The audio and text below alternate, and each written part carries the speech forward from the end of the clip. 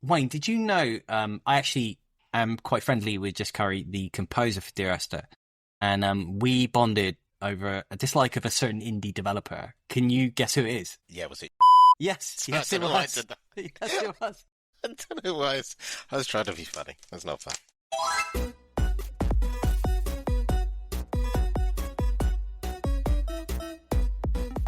Games of note. My name is Will, and I am a game designer. And my name's Wayne, and I'm a gaming consultant. And this is Games of Note, the podcast where we talk about games that have been important.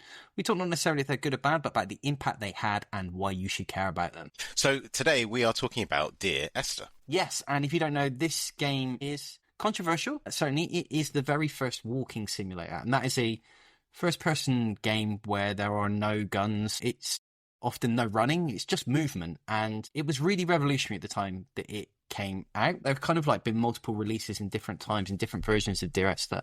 We're going to be talking about the first retail release. It is set on a fictional Hebridean island in Scotland, and it is you moving around that island and basically triggering bits of poetic narrative monologue, which tells a story of loss, and it's very, very open to interpretation, quite intentionally so. It is controversial because it's quite pretentious, right, Wayne? So I think upon your first playthrough, that's potentially something you would take away from it in it being pretentious. However, I think having done some research on it, and we'll get to this when we talk about the history, when you understand the concepts and the rationale as to why they created this, I don't think it's pretentious at all, actually. I think it's an interesting experiment, and we'll definitely get to that. But yeah, it'd be great to understand, like, why do we think this is important? It invented the walking simulator genre. So it is a game, and I'm using air quotes here, which is not great for the medium of podcast. But the genre kind of includes games like Gone Home, Firewatch, Stanley Parable, maybe Death Stranding.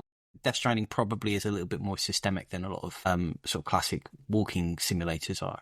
And it's very controversial. Like Farmville, the episode that we just did, it challenged a lot of assumptions around what games are and them needing to be a skill test at around the same time. Now, you couldn't get two games which are further apart from Farmville and Dear Esther. One sort of like ruthlessly commercial, and the other one very much an art project. But again, it challenged this idea that games are a skill test. You can't really fail at Dear Esther. You can die, but it doesn't really have consequences. I don't know if that happened in your playthrough. Many people sort of question whether or not it even classifies as a game because of that, right? The very idea that you are not challenging skill, there's not a win-loss scenario. There is a developer commentary where they talk about the game and they refer to it very much as a game, and they even address like whether or not it's a game. So at the time as well, when this game came out, sort of the backdrop of it was you had lots of games with Ubermensch men. So that's things like the Tom Clancy games, GTA 4, Gears of War, all came around the same time. And in that, there was no emotional vulnerability. It was good guys versus bad guys, guns and explosions. And this actually really does a very good job of exploring some like quite deep emotions, and it does it in a very sort of atypical way. Completely non-violent. It cares less about systems, so there's absolutely no systems in there. There's no XP level, there's no health bar, there's nothing. It's all about atmosphere. And I think one of the things that the game does, which is so atypical for games of this era, and pretty much even still now, is it goes at its own pace. And that pace is slow, very slow. The first thing that you'll probably do if you're playing it on console or PC is you'll try to find the run button.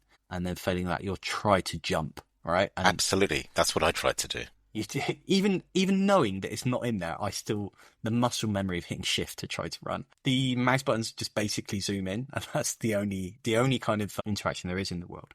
So, like I say, it tackles a lot of themes which are common in games, and it's really around loss and bereavement. So the narrative is less a story and more of a mood. And Pinchbeck, one of the developers, talks about the game spoon-feeding exposition to players. If you, it's interesting. This is a lot like something that Quentin Tarantino talked about with Pulp Fiction, about how he felt at the time that movies, the characters, all they were doing was just moving the story along, and that was the sort of dialogue that you had. That this actually is exploring themes and motivations and concepts in a way that's interesting, but doesn't really push a story. But there is some sort of sense of story. We'll get into that a little bit more later. The other thing that was revolutionary in it is it was very short. Remember, at the time this game came out, was you coming out at the back of magazine reviews where often you would have like replayability or longevity as being a score or a factor. This game takes around 1 to 2 hours to complete. I took my time replaying it recently, and it took me an hour and 15 minutes. So it's actually sort of like a movie length experience, right? You pay the price of the game, which is about $10, and it's kind of a one and done experience. Now, the developers might challenge that, but from my perspective, you're really only going to play this once or twice. It's not a game you're going to keep on going back to. Although, actually, interestingly, there is a speedrunning scene. I didn't know if you knew this. For this particular game? For this particular game, yeah. And wow, the current world record's about 17 minutes. So, yes. So is that by breaking the game in any way, or is that just finding a path that allows you to get to the end point? I didn't look into this very deeply. Okay. But there is like a quirk, I think, in Source that you see in some Half-Life speedrunning where people use this weird physics bug where they sort of like wiggle their character. Okay. And so people seem to be doing that as sort of like a fast move exploit. Yes, and sort of it doesn't really stretch the experience out. There's no backtracking or fetching. You're constantly moving through. And all of this is very, very minimal, right? It does very little. There isn't a lot to do. There isn't a lot to see. There are these little snippets of story, and it takes itself very serious. The tone is extremely serious. We talked about Castlevania, I think, 2 episodes ago, and we asked the question of, did they know that this was kitsch, or were they kind of playing it? There is no question in this game that it wasn't taking itself absolutely very, very seriously. So it really makes this game, which at the time was really revolutionary. It was challenging a lot of assumptions about games, and it also was very, very divisive. But it comes from an interesting place, right? Because it doesn't come from a traditional games background. It comes from a sort of modding academic background, right? Yeah, so I guess it's a perfect time to talk about the history of the game, and I found it fascinating in terms of understanding and discovering the origins of this particular game. So in 2007, a group of individuals, researchers at the University of Portsmouth, most well-known of them being Dr. Dan Pinchbeck, along with Jessica Curry, and from what I could also find from some of the mod pages, Adam Griffiths, Josh Short, Jonathan Brown, and some others, they had secured some funding from the Arts and Humanitarians Research Council to explore and investigate how they could explore the medium of games. But instead of just writing basic research paper like most people do, they thought that they might want to come up with a new way of contemplating what games are and how we interact with them. And essentially they wanted to question, like, can we use games to explore questions or gaming culture, I guess, as well. And the name of this actual research project was called The Chinese Room. Like, it was all one word, and that's what the name of the research was. Do you know where that comes from? Sorry, Wayne. I don't. I was going to research what that term came from, but I didn't see it come up in any of my research. Do you know? I do, actually. So the Chinese Room is a sort of thought experiment. It is about a computer executing a program that cannot have a mind or understanding of consciousness. I don't really understand exactly what that means. No, but it's exactly what they were attempting to do, which is they are trying to find the answer to a question, but using the medium of games. So I think it's the perfect name. So they had funding from the Arts and Humanitarian Research Council, and they developed a number of projects. Now, I didn't know any of this before researching. So I think they must have done more than what I've listed here, because I assume they kind of tried some things and it didn't work. But the ones that actually got released were Antlion Soccer, and that was built in Source. Yep. Or at least was a mod of Half-Life 2, and it was a football mod, and instead of a ball, you use the gravity gun from Half-Life 2 to push the antlion enemies that you see crawling out around you, and you kind of push them into this goal, and this goal kind of moves up and down. And so, yeah, really kind of basic, but that's what that was. Then there's this one which I'm gonna screw up its name. Korsakova, I think is the name of it. And this was again also built in Source, and it's a Half-Life 2 mod. And this one was this was a survival horror game, and it's actually quite similar to Dear Esther in that it has what I would call kind of ambiguous storytelling, and I think it uses similar mechanics that you're going to go into a little bit later in terms of having dialogue that might be different depending on your, when you go and like hit a certain trigger. Then there was Conscientious Objector, and this one's quite different because this one was built in id Tech 4, so Doom 3 engine. And this is kind of like a mod of the opening part of Doom 3, But instead of, shooting the zombies with like traditional bullets, you're actually given kind of like what is supposed to be rubber bullets. And what actually happens is when you're shooting the zombies, they kind of get pushed back. And so it's really interesting though, because I watched some of the gameplay of this, and the opening kind of like scroll gives you a bit of a backstory as to why there aren't like proper bullets. And it all comes down to capitalism. Like they can't afford to give like the Marines any weapons. So the most cost effective way is to give them nothing or give them rubber bullets. And it said something also quite funny. It said something like, and if we lose these Marines, then it's like, who cares? So I do recommend that one. And I think we'll have a link to some gameplay of that in the show notes. Definitely one worth checking out.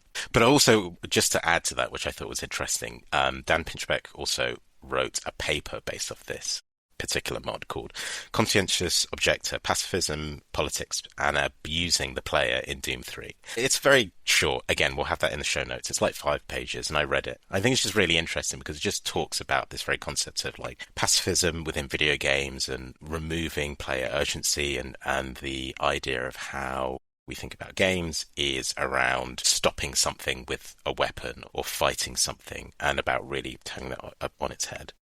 So anyway, I had no knowledge of any of these games, so this is super interesting. I wasn't aware that any of this had happened prior to Dear Esther. Yeah, similar. I didn't know about these particular mods until doing the research. So anyway, again, they worked on this other mod, and this other mod was Dear Esther. And this launched around 2007, 2008. And the idea behind Dear Esther was really asking the question of what would happen if there was a game that was focused on storytelling and narrative above anything else. And actually, when we say above anything else, it is the only thing. And so I found this quote from Pinchbeck where he said, "It came from this idea that you could do more with storytelling in games if you stopped worrying about everything making sense and adding up.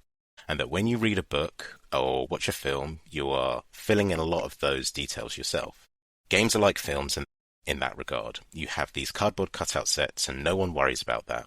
We focus on the front and not the back, so we can apply a similar thing to story and stop giving as much away."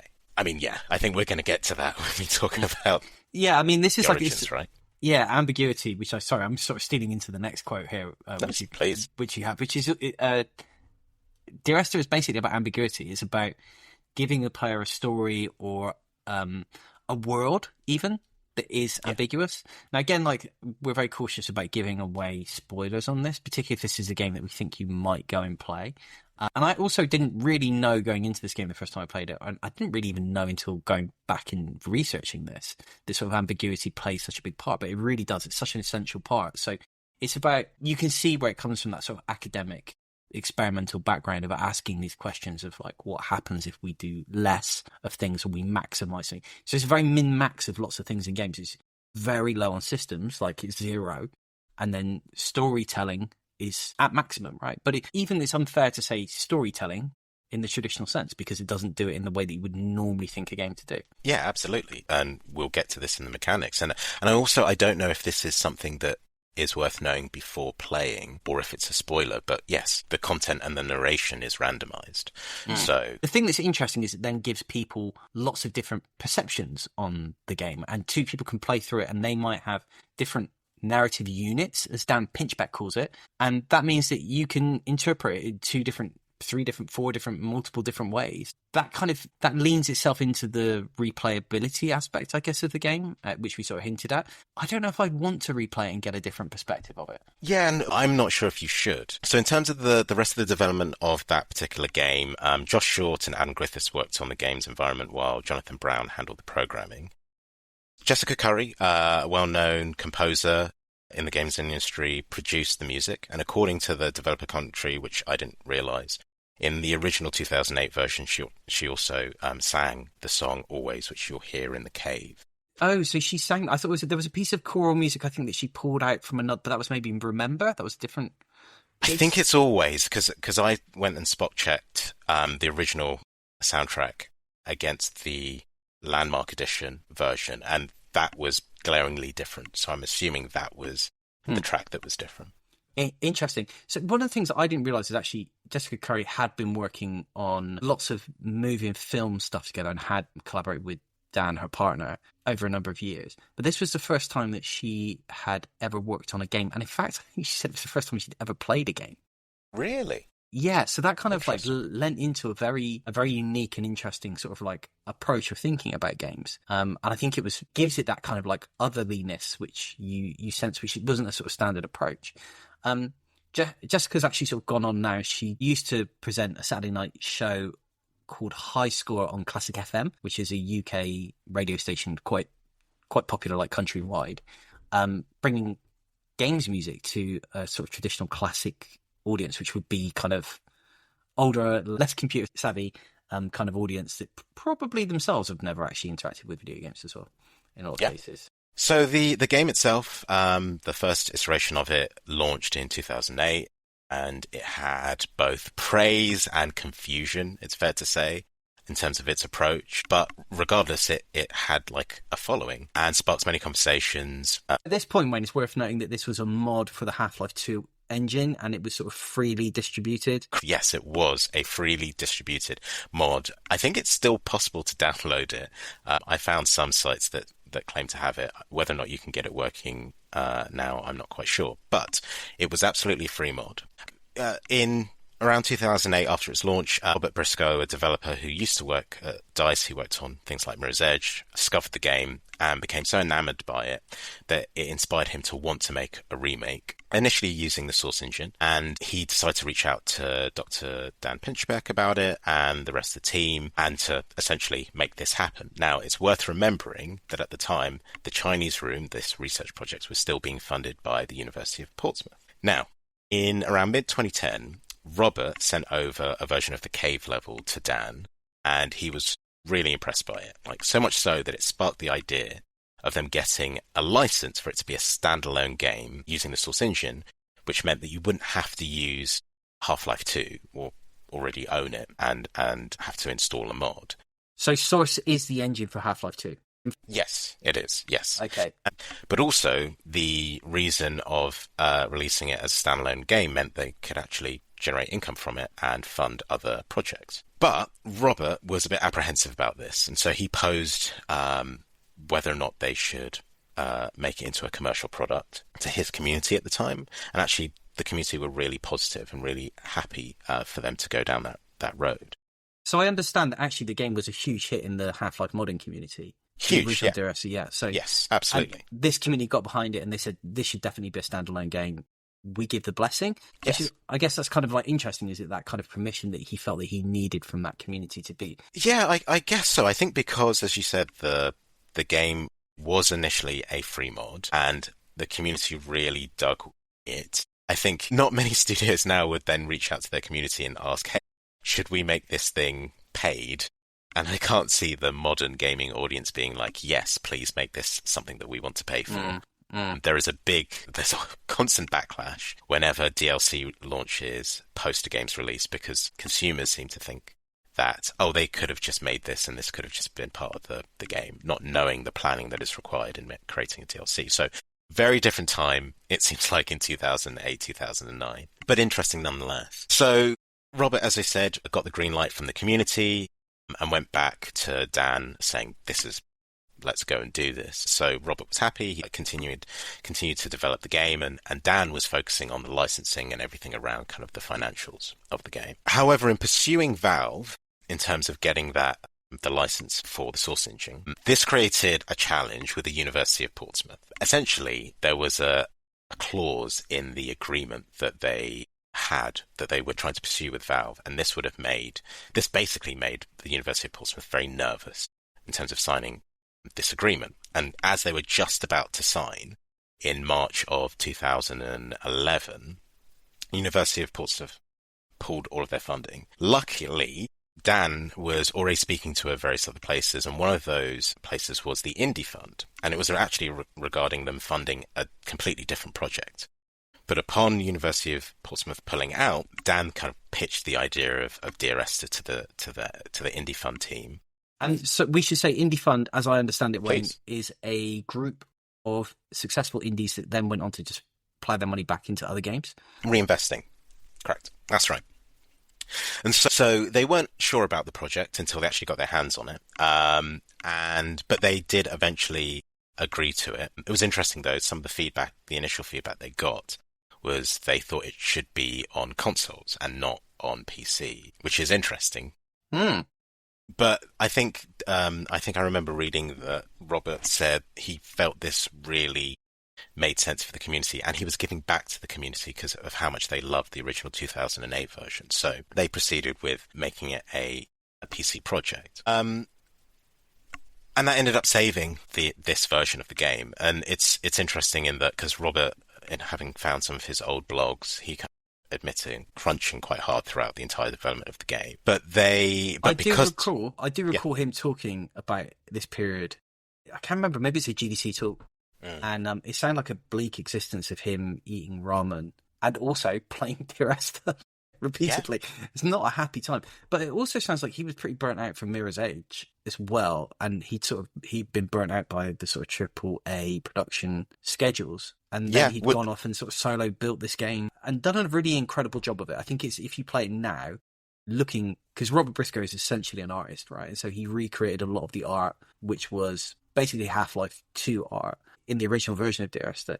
And in his words, he was bringing it up to the standard of the writing and the music, which Jessica Curry had done as well as Dan had written.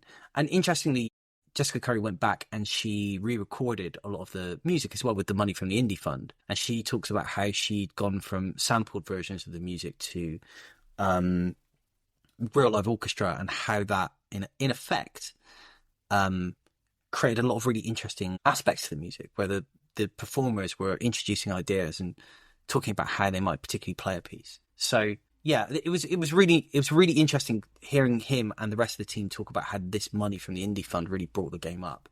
But also, it sounds like it was really quite a grueling development process. Based off his own accounts, it sounded tough. However, thanks to the various crunching that he did, he was actually for the first time ahead of schedule. And so they had a plan of originally launching around Christmas 2011. But I think feedback from the Indie Fund team, they were suggesting it's not a good time to launch it just because of everything else that would have been launching around that time. And I guess Skyrim would have been launching 2011, right? So something like that, because it's like 11/11/11. Is that Skyrim's launch date? Oh, I don't know. Yeah, I mean, that's kind of a walking simulator, right? I mean, you could see that as an absolute walking simulator. Sure.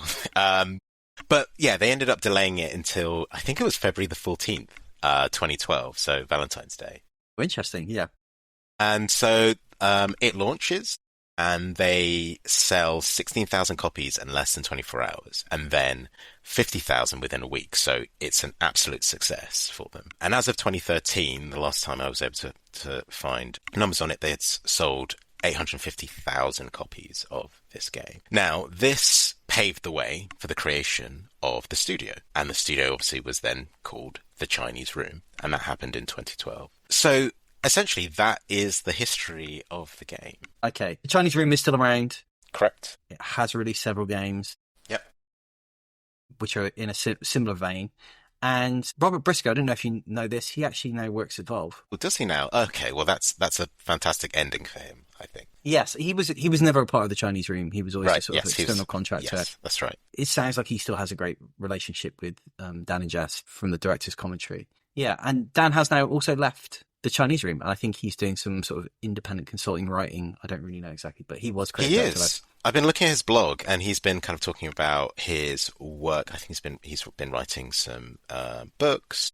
He still obviously does a lot of scripts for video games. One of the ones we'll probably mention a little bit later, things like Still Waits Deep. There's a number of other games they had obviously released during his time at the Chinese Room that we'll also get on to. But yeah, he ended up leaving in 2023. Side note, do you know if Jessica left at the same time? It wasn't clear from the blog entry. It didn't look like she had left. I don't believe Jessica was ever a part of the Chinese Room. I think she was always an independent contractor. Interesting. Okay. I could be wrong about that, but let's assume that that's correct. So let's talk a little bit about the game design. So we touched on this earlier. The game is slow. Very, very slow. So it also is like slow walking, even for a video game. And this was something that was very intentional in the design, in that Dan and also Jessica wanted the game to have this kind of meditative sense. So the music of the BPM is at a very slow rate of walking. And again, in the developer commentary, Jessica talks a lot about the idea of how music can impact your heart rate and the sort of like the physiology of the player or the listener. And so having that BPM of like a slow rate of walk, it really brings you into kind of like a settling period. Now, I have ADHD, which means I go into games quite skittish. And the one thing that Dear Esther does in the first few minutes is it really tells you to calm down and that this is going to take its own time. This works really well with this narrative ambiguity, which is this sense that the game's teasing out of you ways to reflect, right? And it does all that combination of the sort of like the slow BPM of music, the sparseness, the sounds of nature.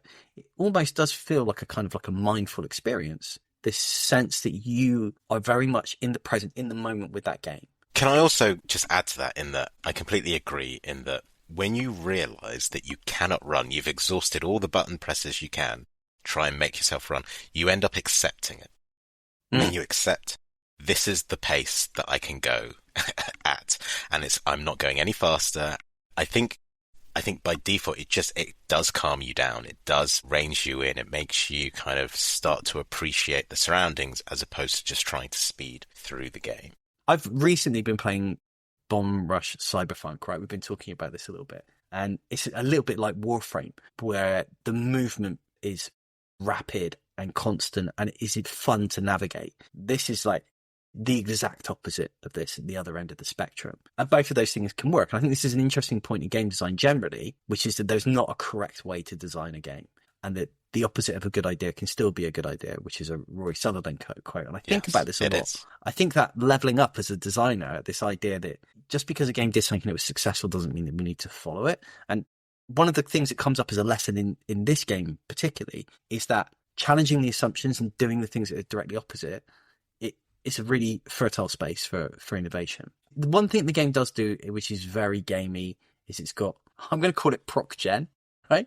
And it feels so wrong to call this type of experience proc gen, but it has some elements of random in it. So we talked earlier about this idea of narrative units and that they're randomized. So when you play through the game, basically you arrive at a place, there's a piece of music and or a VO, voiceover, and that VO is a narrative unit, and that's randomized somewhat for that particular location. So very often the locations that you arrive at are things like huts, and then you go into that hut, a voiceover will trigger, and it could be one of multiple. So it gives but the ambiguity of that particular voiceover allows it for the interpretiveness of it, and how it combines with those other units means that you get a unique perspective on that story. But the other thing that happens is that there are some sort of randomized events or things that happen. So I don't know whether or not to give this away, but there are certain elements that pop up in some of the huts, in some of the playthroughs that you may or may not see, which give you a really unique, kind of quite heartfelt, impactful sense of what the narrative is, or sort of another layer to it. You also sometimes see some figures, and I don't know if those aren't proc gen. There are some. I think there's a jump scare or two as well. I don't know if did you get a jump scare in your playthrough, Wayne? Not that I can remember. No. Okay, so that's also random. Right. But other than that, the level design is mostly linear, right? So there are some branches and diversions, but really you're going from point A to point B. It does a really good job of directing you to one central point in the island. Yes. But the way in which you get there, it feels like you're kind of picking your own path. You may end up in some dead ends. You may miss out on some bits of content because you take a path which is slightly quicker, but ultimately it is very, very linear. And we talked about this kind of like challenging assumptions. I want to talk about something which is a little less obvious than that, which is the creative bravery of this as a game, right? I think it coming from a sort of academic exercise and it coming from a modding community where it was never intended to be a commercial exercise. You have this team thinking about or trying things and doing stuff which is completely atypical, and which way you'd have no sense of what the reception would be like. I sometimes think about what makes Hideo Kojima such a great game developer, and whether it's him or whether his name allows the team to do this, there is a sense of creative bravery of doing things that you cannot rationalize, that you cannot tell people is a good idea. As much as the team listening to the landmark developer commentary have a clear sense of what it is, I do wonder if that's a little bit of post-rationalization. There was a leap or a jump in each of these stages of development, going from the mod to going to the standalone source game, where they said, this is something that we want to do, we want to make, and it's very different from a lot of different things, and some people are not going to like it and doing it anyway. And in sort of challenging those assumptions, what it did was it showed a few things that I think are really important. Games can attempt big topics. Games typically are quite surface level when it comes to talking about the human experience, right? And it can do it with nuance. So it doesn't just be, here's a bad guy, or here's a sword that I need you to go and get, which is sort of very typical kind of fetch questy stuff that you get in games. And it also shows that games can be high art, right? This does come from a background of academia and that sense of things being valid or worthwhile from a kind of critical perspective. That games often can be seen as quite disposable and quite cheap and childlike. And what Dear Esther did, in all of its pretensions and however that makes you feel, was it said, well, actually, we're going to do this thing and we're going to take it really seriously, and it's going to tackle these big topics, and it's going to be creatively interesting and unique, and it's going to do it its own pace. It felt more like a kind of art house movie than anything else. And I think for me, at that time, in that place, this is what indie could be. This is sort of like the promise of indie had been teams having creative bravery, going and doing things. And ultimately what a lot of indie devs do, and this might not make me very popular, is they just rehash old stuff. Bomb Rush Cyberpunk, as much as it's a brilliant indie game, is Jet Set Radio, Jet Grind Radio, right? It's just a remake of that thing. So this game wasn't rehashing lots of old ground. It was forging new things. And it felt like that promise that actually making games like this, making 3D high production value games, which challenged assumptions, which felt valid, was really this kind of like indie promise. This is the thing that we've been told that can happen. So on that though, I think going back to its origin of it being funded as a research project. Yeah. Is it fair to say that that was its true intention? Because its intention was initially to just answer the question as to whether or not games, if you remove all of its typical agency of violence, let's be honest and that's what it was. If you remove the ability to kill, are you left with something that's still interesting? And I agree with you when it comes to this creative bravery, in that is exactly what that is. But they were in a position to do that and to experiment from a research perspective, not from I'm an indie developer and we need to survive, so we're going to make something and this is going to fund us. There was no commercial intention with this at the big, if we're thinking about it from the 2008 version. Absolutely, from the 2012 version, it is a commercial product, and we've kind of discussed how that came to be. But I wonder are we suggesting that its intentions changed? Are we suggesting that, because it went from being a project, an idea, a theory, to being everything that you've just described, which is this game that is doing all these things that other games aren't doing? Well, I think what happened was that, yes, it was a research experiment, and the idea of research is to see, does a thing work, right? And it was made in the most minimal way possible, which was reusing a bunch of assets and doing it as a mod. And then the community from the mod kind of hoisted it up and said, this is something that works and is worthwhile. The thing that I found really interesting over the last couple of decades is that intersection of the modding community and indie, right? And we talk about this, what I was talking about, which was this potential for games to do new things and to experiment and try things. If you look at some of the biggest games that have come out in the last couple of decades, they've all come from the modding community. Not all, but the majority of them have, right? So if you look at things like MOBAs, they span out of Warcraft mods, right? Yep. Gary's mod. You've also got things like PUBG and Battle Royale craze. That was effectively all from the modding community.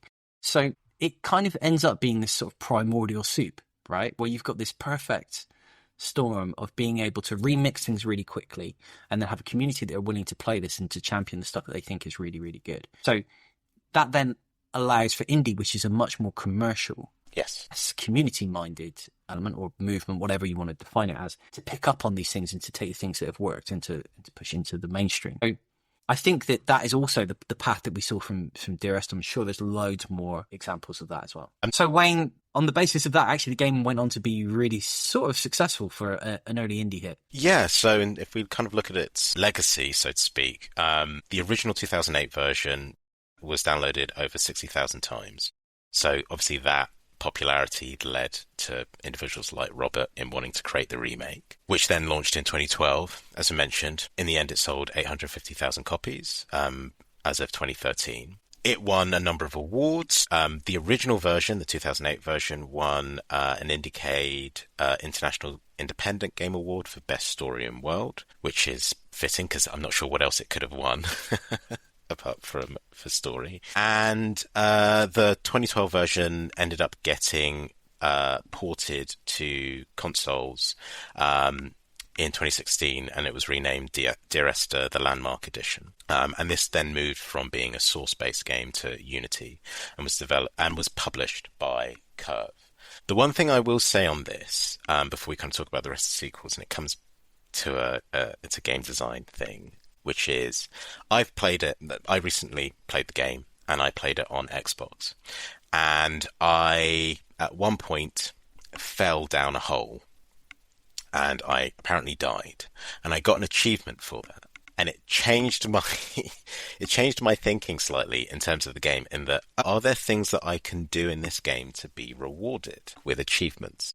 And this was obviously never the intention of the original, either the 2008 version or the original 2012 version. But I do think that was really interesting in that I think it changes the way that you might think about and how you interpret the game. Well, I wonder if the Chinese room would choose not to have achievements, but they're forced into it. Because it's published by Curve, so yeah, I think. Curve... But you can opt out of those on console. If you publish a game, you have to have a certain number of achievements, right? Right.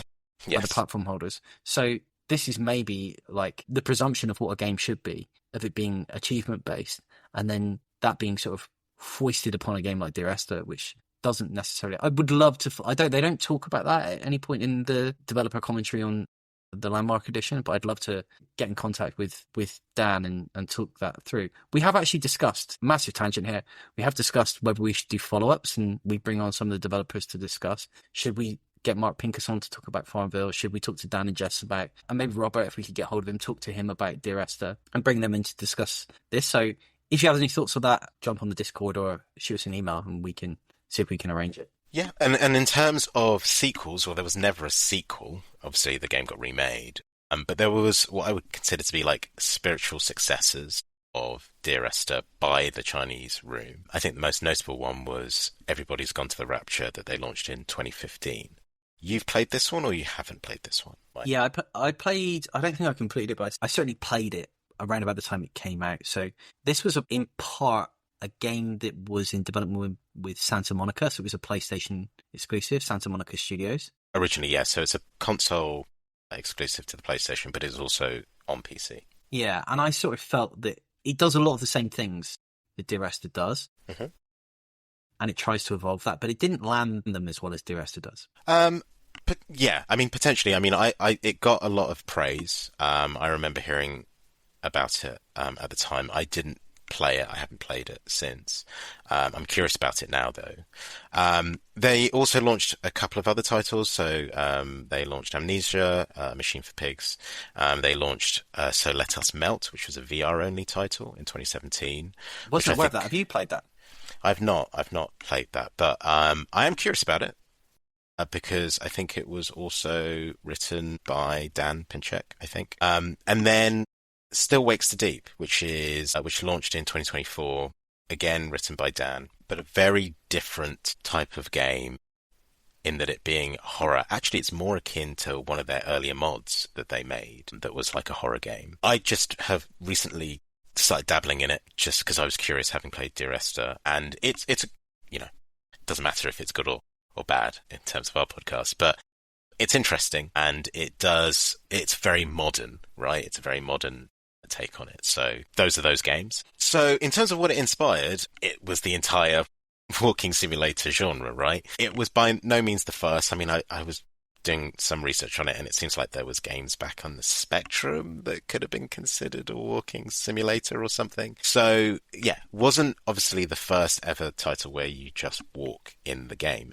However, in the same vein of Dear Esther, it absolutely inspired a number of other titles. Interestingly, there was another game that launched in the same year of 2008, which was called The Graveyard and that was by Tale of Tales, which I kind of found. This is on Steam and you can still play this.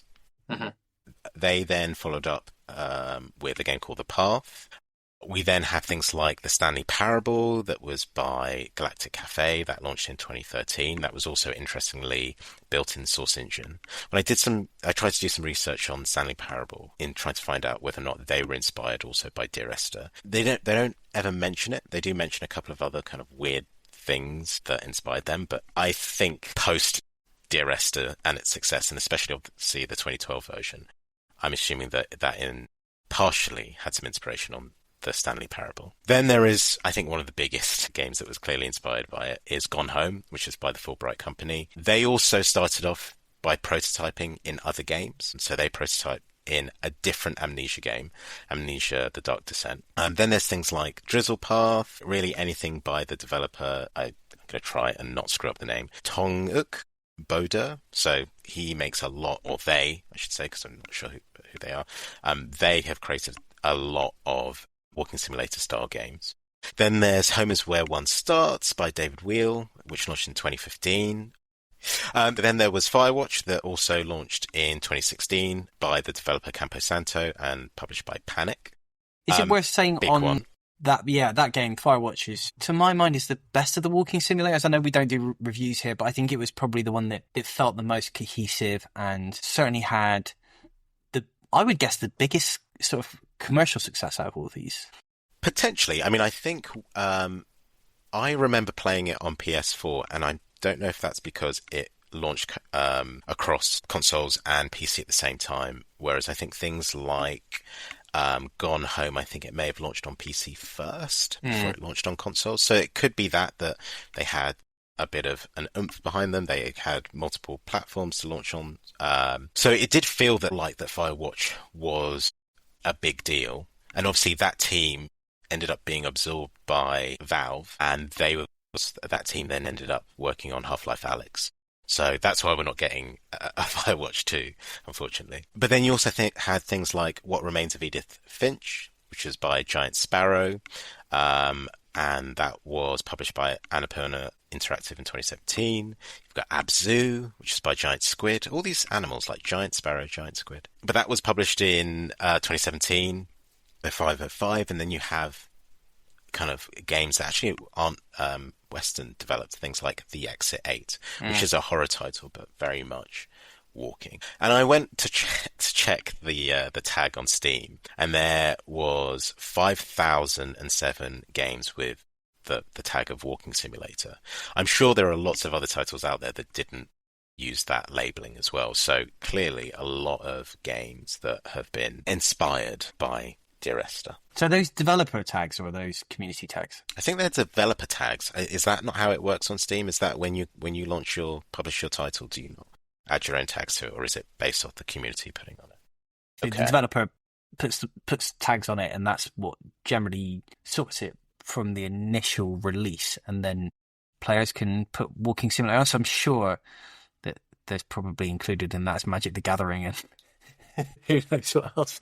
One of the things that's a problem is that looking at that list of games, I'm like, the Exit 8, is that a walking simulator? Like, what really classifies the beginning and end of a game where you walk? Right. And how much interaction excludes it from walking? And if you can run, is that now not a walking simulator? So, sure. Good question. It's really interesting in terms of, like, I think a lot, or I've been thinking a lot of, like, how much did this game inspire elements of other games, right? Not necessarily whole games. I think about that moment in Red Dead Redemption where you go, not to spoil it, where you go over to Mexico, over the border for the first time. And have you played this way? I've not played the original Red Dead Redemption, but I know what roughly happens because I've been playing Red Dead Redemption 2 and I needed to know what happened. So it's fine. Spoil away. Yes. So there is what most people call the moment, right? Which is where you get a lovely piece of acoustic guitar and the camera changes and you're just riding on your horse and there's not a lot you can do. That's about controlling the pace. It does a very Dear Esther thing of saying, we're going to slow this down. Interestingly, when I played that, I was playing that piece on my Xbox 360 at Red Ringed. That was the system was telling you it just bricks. You're not killing enough. Yeah. I did sort of like briefly bring it back to life using a stove and some vodka, which is a story for another time. But absolutely, that's a story. It ultimately failed later. So, Yeah, I think that the impact ultimately of Dear Esther is, yes, it inspired the genre, but it probably also allowed developers to have these moments in games where you wander and you walk and it slows the pace down. It gave them that sense of actually, you don't always need to have action. You don't always need to be spamming buttons and jumping around and flipping about. You can actually just have a normal, slow down pace, which allows players to reflect and think. Yeah, I think so. I completely agree in that there are lots of titles post Dear Esther where there are moments where you aren't shooting and you can not kill, right? If we think back to the original Experiment and some of their earlier mods where it was about pacifism and not shooting everything that's in front of you, I would draw a line, maybe a connection to say something like Call of Duty and the famous No Russian mission, right? Which is you are obviously part of this undercover terrorist group, and you can choose whether or not you shoot these civilians at the airport. I don't know about you if you've ever played this mission, but every time I play it, I never shoot anyone innocent. And I do wonder if they felt creatively brave to allow you to get away with doing that from things like Dear Esther, where, it's okay. You don't have to kill everything. You can just, well, in that particular situation, you're watching murder still happening, but you don't have to participate in it. You don't have to be involved. Mm. And I am curious to know, if the original research around what happens when we remove some core element, I'd really like to see that taken a little bit further. What happens if you can't, you can't jump in Mario? Okay, it's not much of a platformer, but what does that do to the game? Does it stop? Is it no longer Mario? Is it something completely different? Are you just a guy walking? I think it's really interesting. Yeah, that question of pacifism mods as well was a big part of the modding community, and pacifism runs in speedrunning. The other game that kind of came to mind as you were talking about, there is a moment in Grand Theft Auto 5 where you skydive on acid. Yes, with Michael, and that's a moment where you're not doing anything, right? You can have a little bit of control, but you're basically in a vibe, right? In a moment, and it's very atmospheric. And for me, that was one of the most memorable moments of the game. In that it kind of took a bit of time to allow you just to chill and experience the atmosphere. You had some control, you had a little bit of movement, but ultimately you weren't progressing the story in a sort of traditional sense. You were reflecting on some elements which were a little bit more ambiguous. Maybe, whether or not it was intentional, Dear Esther had some impact on that piece of storytelling in the game. And it's always really hard, as from any piece of creative work, to know where the inspiration came from and where it went, right? Because we ultimately are sort of in this big maelstrom of culture, and that is constantly shifting underneath our feet, and influences and things happen at the same time. And also looking at some of those games that, inspired, like the Graveyard and the Path and Stanley Parable, those games were happening, or they were thinking about the similar concepts at some point. So how much Dear Esther influenced those games, or how much the games which influenced Dear Esther. So I think Dan Pinchbeck talks a little bit about Stalker. Right. Yes, he does. It's almost impossible to kind of deassociate all of these things. But I think the one thing that we can point at Dear Esther is saying this was a really landmark moment where it kind of hit the general consciousness of game design and game making. So it brings us on to the question of, now, all of these years later, should you play it? Wayne, I played it back in the day, but you've only recently played it. Yes. So I do recommend people to play it. I recommend them. I think actually, obviously we're talking about it now, so you'll have all the information that we have bestowed upon you. And I think that would be useful, because I think knowing that the narration that you're getting is going to be different and is potentially you're going to have a very unique experience, I think just adds a little bit more to it. I think it makes it a little bit more interesting. And I was saying to Will beforehand how when I started playing it, and as I said, you press all the buttons to try and run and you realise you can't, so you accept it, you accept your fate. At some point I kind of got into a zone, and I was just walking, and I wasn't really thinking about anything. I wasn't even really thinking about the world that I was in. I was just kind of in my mind drifting, not too dissimilar to what I think we all do when we're going for a walk, especially on a route that we know we don't have to think about where we're going. We're you just start thinking about other things. And I did notice that happening. There are some moments that I think are really magical, and I was impressed by the cave. Even now, good number of years after its original launch, I still think that is beautifully designed.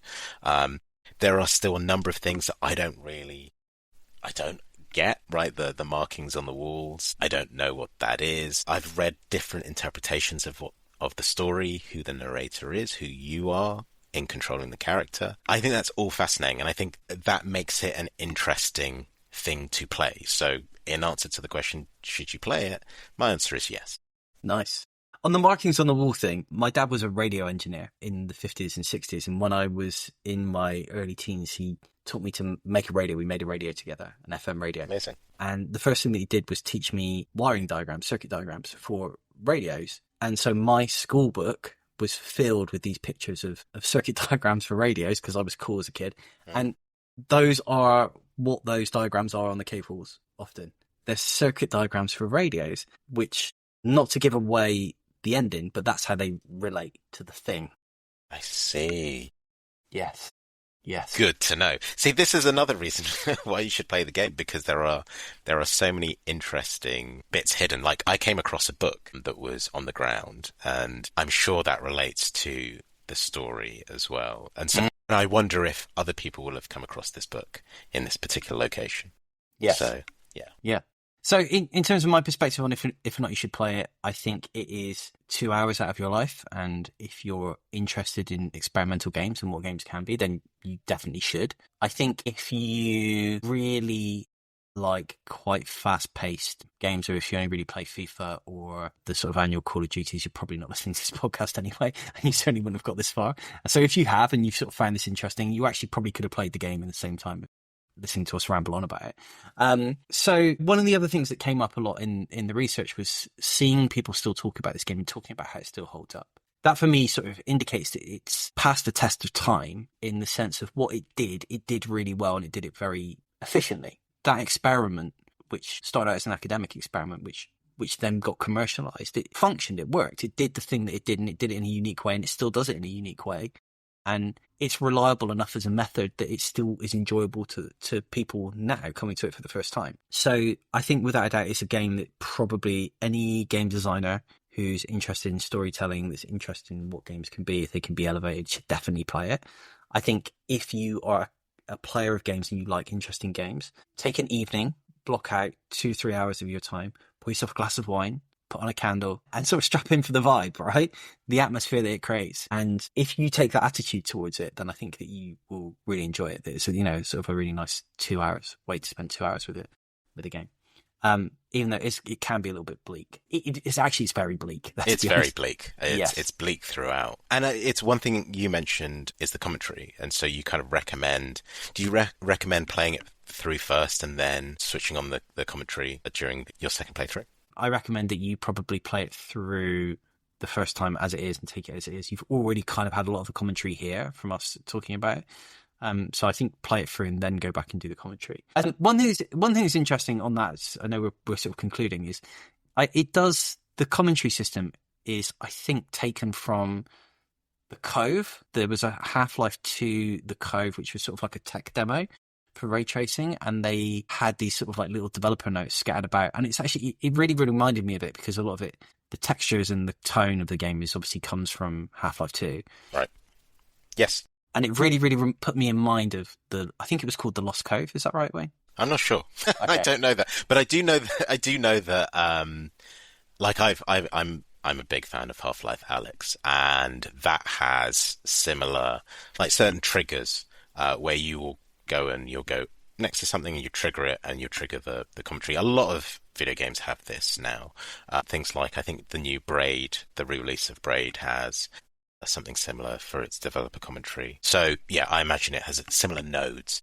Yes, and I guess it also tells you that a lot of people are interested in the how and the why these games were made and their meaning, which is good news for us podcasters. Yeah. I'd love more games to have developer commentaries, to be honest. Like, I think we don't get enough insight into the thinking behind games, and we don't get a lot of post-mortems. Obviously, there are GDC talks and stuff like that, but I feel that sometimes we only end up hearing from one side of a company about a particular game and its development. And I think the developer commentary, had both Dan, Jessica, and Robert, right? And so hearing from all three and their work on it, I think is really, really interesting. So yeah, I'm all for more developer commentaries that give us an insight as to what actually happened and their rationales behind it. I think a lot of the conversation around games are whether or not it's worth your money and is this a good or bad product? And even when we're sort of like retrospectively looking at games, it's still a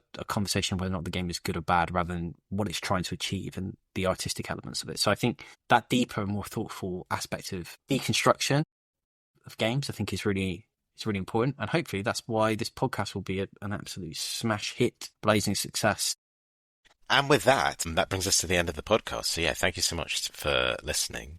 You can find us on various different socials. We are on Discord, we're on Blue Sky, we're on TikTok. And you can always email us all at gamesofnotepodcast@gmail.com. So yeah, thank you for listening. Thank you.